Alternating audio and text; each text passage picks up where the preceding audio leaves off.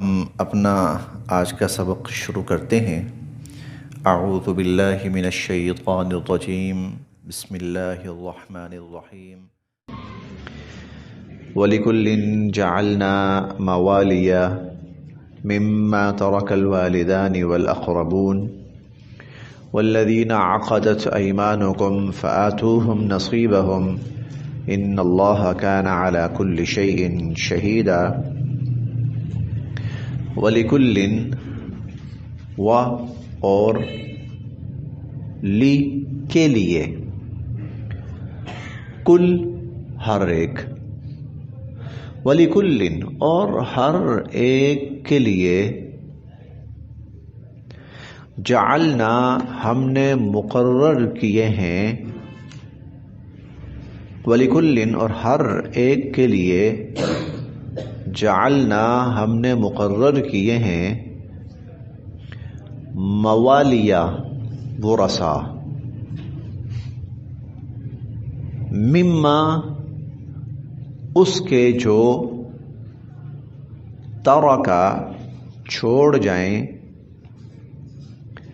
الوالدانی والدین، والاقربون اور قریبی رشتہ دار۔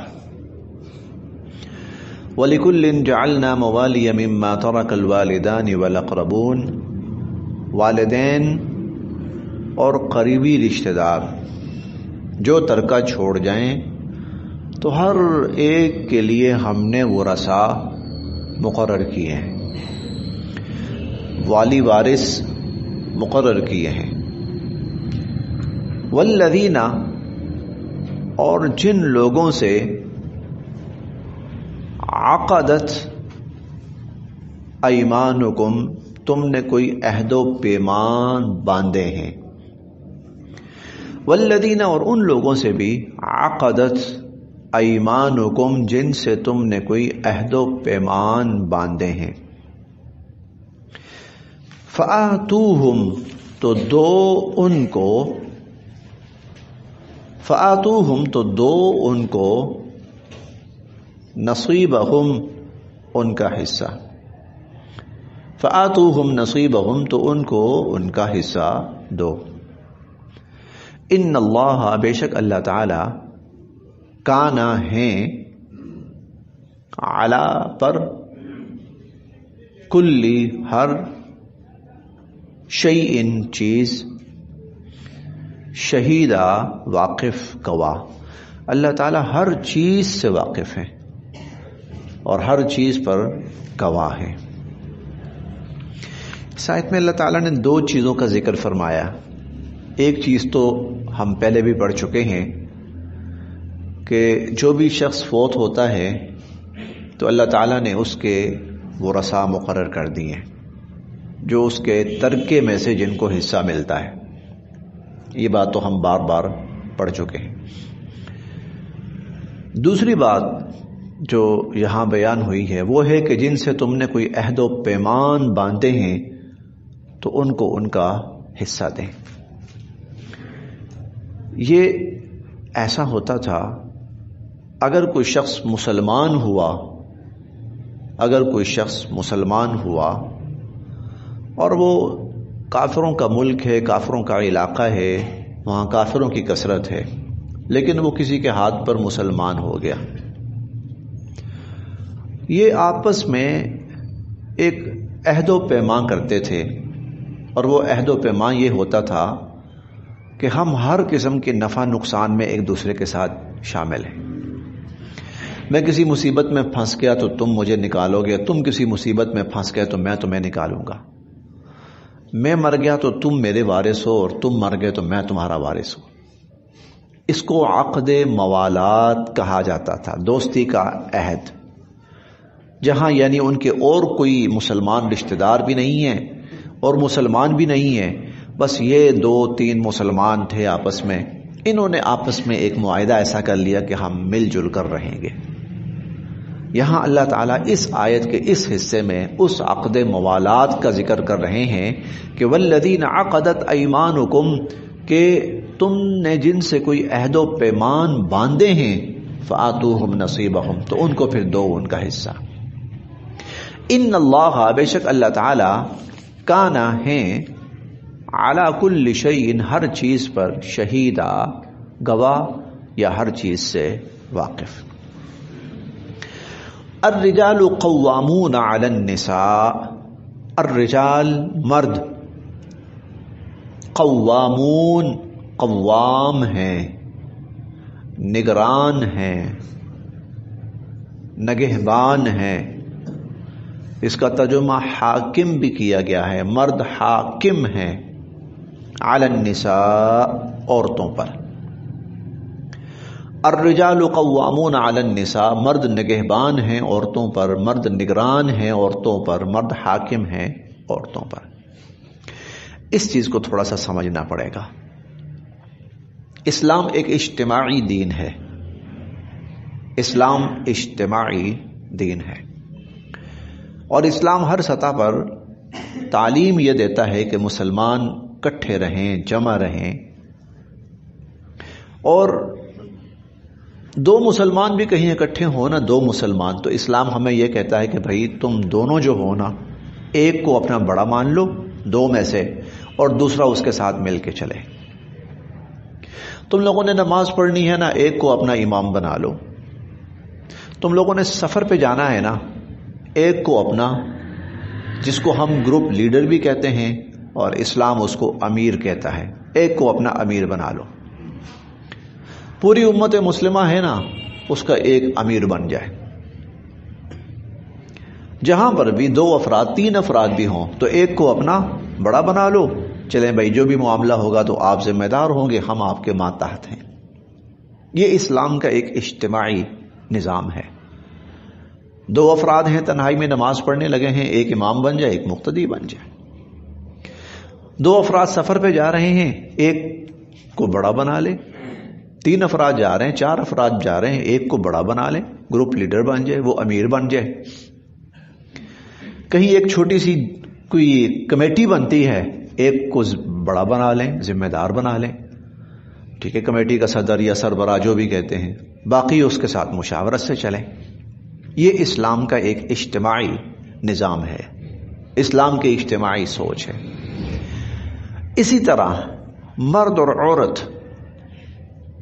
عورت یہ دو جنسیں ہیں. ان دو جنسوں میں سے اللہ رب العزت نے ایک جنس کو تھوڑی سی برتری دی ہے کہ بھائی تم دونوں ہو اکثر جگہوں پر اکٹھے رہو گے تو دونوں میں سے ایک بڑا بن جائے اور دوسرا اس کے مشورے کے ساتھ اس کے ساتھ چلے. اب سوال یہ تھا کہ بڑا کس کو بنایا جائے عورت کو بنایا جائے یا مرد کو بنایا جائے. تو اللہ تعالیٰ نے یہ چیز انسانوں پر نہیں چھوڑی بلکہ اللہ تعالیٰ نے اس کا فیصلہ خود فرما دیا کہ مرد جو ہے وہ بڑا بن جائے اور عورت اس کے ساتھ مشاورت کے ساتھ چلے وہ عورت کو لے کے اپنے ساتھ چلے. یہ ہے الرجال قوامون علی النساء کہ مرد عورتوں پر قوام ہیں حاکم ہیں. مرد عورتوں پر نگران ہیں مرد عورتوں پر ذمہ دار ہیں. یعنی مرد کو اللہ تعالیٰ نے آپ کہہ لیں کہ تھوڑی سی یہاں پر فوقیت دی ہے برتری دی ہے. اب یہاں پر سوال یہ پیدا ہوتا ہے جی ایسا کیوں ہے مرد کو کیوں خاص طور پر قرآن کریم کی اس موضوع پر دنیا کفر نے بڑا شور مچایا ہے اور اسلام کی اس تعلیم کے مقابلے پر وہ مساوات کا نعرہ لے کر اٹھیں. وہ قرآن کی اس تعلیم کے مقابلے پر مساوات کا مرد عورت برابر ہیں مرد اور عورت برابر ہیں جبکہ اللہ رب العزت نے مرد کو کسی درجے میں فوقیت دی ہے عورت کے اوپر. اب اس کی کیا وجہ ہے مرد کو یہ فوقیت کیوں اللہ تعالیٰ نے دی ہے. اچھا تو اس کا جواب اللہ تعالیٰ نے یہاں پر کچھ جواب یہاں پر دیا ہے. ایک جواب تو یہ ہے بما فضل اللہ بما کیونکہ فضل اللہ نے فضیلت دی ہے بعضهم ان میں سے ایک کو علی بعض دوسرے پر. ایک جواب تو یہ دونوں کو اللہ نے پیدا کیا ہے دونوں کا خالق اللہ ہے اس لیے ان دونوں کے بارے میں فیصلہ کرنے والا وہ ہے اور اس نے فیصلہ کر دیا. بما فضل اللہ بعضهم علی بعض، کیونکہ اللہ نے ان دونوں میں سے ایک کو دوسرے پر فضیلت دی. وبما، دوسری وجہ، ایک وجہ تو یہ ہو گئی، وبما، اور اس لیے کہ انفقوا، مرد خرچ کرتے ہیں، من اموالہم، اپنے مال، اور اس لیے کہ مرد اپنے مال خرچ کرتے ہیں. یعنی اس کا مطلب یہ ہے کہ دوسری وجہ یہ ہے کہ اللہ تعالیٰ نے معیشت کا جتنا بوجھ ہے وہ مرد کے اوپر ڈال دیا ہے. کمانے کا جتنا بوجھ ہے اللہ تعالیٰ نے، کمانے اور خرچ کرنے کا جتنا بوجھ ہے اللہ تعالیٰ نے مرد پر ڈال دیا ہے. اب چونکہ معیشت ساری اس کے ارد گرد گھوم رہی ہے، اسی لیے اللہ تعالیٰ نے فیصلہ کرنے کا اختیار بھی مرد کو دیا ہے. وَبِمَا أَنفَقُوا مِنْ أَمْوَالِهِمْ، لیڈ کرنے کا اختیار اللہ رب العزت نے مرد کو دیا ہے. تو دو وجوہات، ایک تو یہ ہے دونوں کا خالق اللہ ہے، دونوں کو پیدا اللہ نے کیا ہے، اور پیدا کرنے کے بعد اللہ نے ایک کو زیادہ صلاحیتوں سے نوازا ہے اور دوسرے کو اس کے مقابلے میں کچھ کم صلاحیتوں سے نوازا ہے. کیوں؟ دنیا کا نظام چلانا ہے. اب دیکھیے جو بڑے کام ہیں نا، ہمت والے، طاقت والے کام، تو مرد کے اندر اللہ تعالیٰ نے قدرتاً یہ طاقت رکھی ہے کہ وہ مشکلات میں گھبراتا نہیں ہے. فطرتاً ایسا ہے کہ مرد مشکلات سامنے آتی ہیں نا تو اس کی جو مردانگی ہوتی ہے نا وہ سامنے آتی ہے، وہ آگے بڑھتا ہے، وہ چیزوں کو ہینڈل کرتا ہے، وہ کنٹرول کرتا ہے چیزوں کو. اسی لیے اللہ تعالیٰ نے نکاح کی صورت میں مرد کو ڈائریکٹ اختیار دیا ہے اور عورت کو اس رشتے کو ختم کرنے کا ڈائریکٹ اختیار نہیں دیا. کیوں؟ اس لیے کہ مرد اپنے جذبات پہ قابو رکھنے والا ہے، مرد اپنے جذبات پر قابو رکھنے والا ہے، جبکہ عورت جلد مشتعل ہو جانے والی ہے. فیصلہ کرنے میں جلد باز ہے عورت جلد مشتعل ہو جاتی. اور میں یہ بات آج کا دور بڑی واضح طرح اس بات کو واضح کر رہا ہے کہ کچھ عرصے سے پاکستان میں طلاق کا مطالبہ اور رشتہ ختم کرنے کا مطالبہ عورت کی طرف سے زیادہ ہو رہا ہے. جی، عورت کی طرف سے بہت زیادہ ہو رہا ہے، اور اس کی جو ریشو ہے وہ 30 اور 70 ہے. جو رشتے بنے ہوئے ہیں یا بن رہے ہیں، ان میں 30% مرد رشتہ ختم کرنے کے لیے کوشاں ہیں اور 70% عورتیں وہ عدالتوں میں پہنچی ہوئی ہیں. ہمیں خلا چاہیے، ہمیں سپریشن چاہیے، ہم نے نہیں دینا. 30% مرد، 70% عورتیں. اگر ڈائریکٹ عورت کے ہاتھ میں آ جائے کہ وہ مرد کو طلاق دے تو ہر دوسرے گھر کے اندر طلاق کا کیس ہوگا. مرد آخری سٹیج پہ جا کر عموماً، کوئی جاہل ہو تو الگ بات ہے، لیکن عموماً مرد بڑی آخری سٹیج پہ جا کر طلاق کا آپشن استعمال کرتا ہے، اور عورت آغاز ہی یہاں سے کرنے کی کوشش کرتی ہے. اب دیکھیں نا، اب تھوڑا سا اختیار آ رہا ہے عورتوں کے ہاتھوں میں. تو یہ بات میں نہیں کہہ رہا، یہ بات فیملی جج کہہ رہے ہیں، یہ بات یونین کونسل والے کہہ رہے ہیں، یہ بات مفتیان اعظام کہہ رہے ہیں. ان تین کا نام پتہ میں نے کیوں لیا ہے؟ کیسز ان کے پاس جاتے ہیں، مفتی صاحب کے پاس جاتے ہیں، مفتی صاحب یہ مسئلہ ہے، کیا کیا جائے؟ جج کے پاس جاتا ہے، یونین کونسل میں جاتا ہے، اور یہ تینوں متفقہ طور پر یہ کہہ رہے ہیں کہ اب عورت کی طرف سے رشتہ ختم کرنے کا آپشن زیادہ سامنے آ رہا ہے. اسی لیے اللہ تعالیٰ نے ڈائریکٹ عورت کو حق نہیں دیا کہ وہ مرد کو طلاق دے. ہاں، یورپ نے دے دیا ہے، یورپ نے دیا ہوا ہے. اللہ رب العزت نے مرد کو طلاق ڈائریکٹ دینے کا اختیار دیا کہ وہ عورت کو طلاق دے سکتا ہے، اور عورت کو پابند کیا ہے کہ وہ عدالت سے رجوع کرے. اور عدالت طلاق نہیں دیتی. عدالت کیا کرتی ہے؟ عدالت عورت کا سارا کیس سن کر صرف یہ فیصلہ کرتی ہے کہ آیا اس عورت کو یہ اختیار دیا جا سکتا ہے یا نہیں دیا جا سکتا. اگر اس عورت کو یہ اختیار دیا جا سکتا ہے تو وہ پھر یونین کونسل کی طرف عدالت ریفر کر دیتی ہے کہ یونین کونسل ان کا معاملہ جس بھی سطح پہ کروانے کی کوشش کریں. ہاں، یہ عورت اس دعوے کے اندر حق بجانب ہے کہ واقعتاً اس کے ساتھ زیادتی ہو رہی ہے اور یہ رشتہ نہیں رکھنا چاہتی، تو اس رشتے کو ختم کیا جا سکتا ہے. پھر عدالت جو ہے وہ یونین کونسل کو ریفر کرتی ہے اور یونین کونسل پھر ان کے درمیان مصالحت کی کوشش کرتا ہے. مصالحت نہیں ہو پاتی تو پھر طلاق مؤثر ہو جاتی ہے. یہ پروسیس کیوں رکھا ہے؟ اس لیے کہ مرد کو اللہ تعالیٰ نے اس میں بھی اختیار قدرت زیادہ دی ہے کہ وہ اپنے جذبات پر کنٹرول رکھنے والا ہے، بنسبت عورت وہ جلد فیصلے کرنے والی ہے. وہ بما فضل اللہ بعضهم علی بعض، کیونکہ اللہ تعالیٰ نے ان دونوں میں ان ایک کو دوسرے پر فضیلت عطا فرمائی ہے. وبما انفقوا، اور اس لیے کہ انفقوا یہ لوگ خرچ کرتے ہیں، من اموالہم اپنے مال، اور اس لیے بھی کہ مرد اپنے مال خرچ کرتے ہیں. کمانے کی ذمہ داری اللہ نے اس پر ڈالی ہے، تو پھر اللہ تعالیٰ نے گھر کا انتظام چلانے کا اور اختیار جو ہے وہ مرد کو دے دیا ہے. فالصالحات، پس نیکوکار عورتیں وہ ہیں. فالصالحات، پس نیکوکار عورتیں وہ ہیں. قانتات، جو فرما بردار ہیں. قانتات، جو فرما بردار ہیں. قنوت فرما برداری کو کہتے ہیں. اب یہاں فرما برداری سے مراد اللہ اور اپنے خاوند دونوں کی فرما برداری مراد ہے.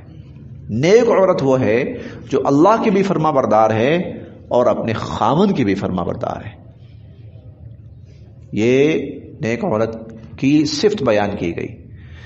حضور علیہ الصلوۃ والسلام اس حدیث مبارکہ کی وضاحت میں فرماتے ہیں، المرأۃ اذا صلت خمسہا، عورت اگر 5 نمازیں پڑھے، وصامت شہرہا، رمضان کے روزے رکھے، واطاعت بعلہا، اپنے خاوند کی فرما برداری کرے، واحسنت فرجہا، اپنی عزت و آبرو کی حفاظت کرے، یہ صفات اس میں پائی جائیں.